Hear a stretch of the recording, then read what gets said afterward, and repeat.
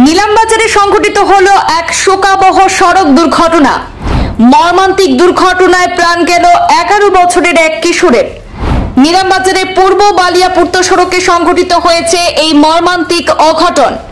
হতভাগ্য কিশোর ফারমপাশা গ্রামের সাকিবুল হাসান বলে জানা গিয়েছে। খবর পেয়ে ঘটনাস্থলে উপস্থিত স্থানীয় পুলিশ এবং চক্র আধিকারিক। ঘটনাটিকে কেন্দ্র করে তীব্র প্রতিক্রিয়া সৃষ্টি হয়েছে নীলামবাজারে।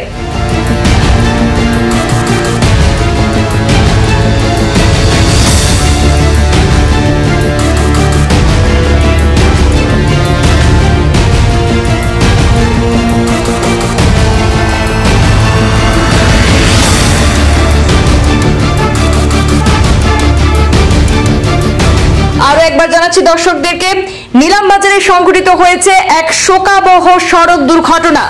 মর্মান্তিক এই সড়ক দুর্ঘটনায় মৃত্যু হলো 11 বছরের এক কিশোরের।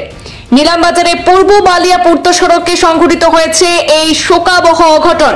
হতভাগ্য কিশোর ফারমপাশা গ্রামের সাকিবুল হাসান বলে জানা গেছে। খবর পেয়ে তড়িঘড়ি ঘটনাস্থলে উপস্থিত হয় স্থানীয় পুলিশ এবং চক্র আধিকারিক। আর এই ঘটনাকে কেন্দ্র করে তীব্র প্রতিক্রিয়া সৃষ্টি হয়েছে নীলামবাজারে।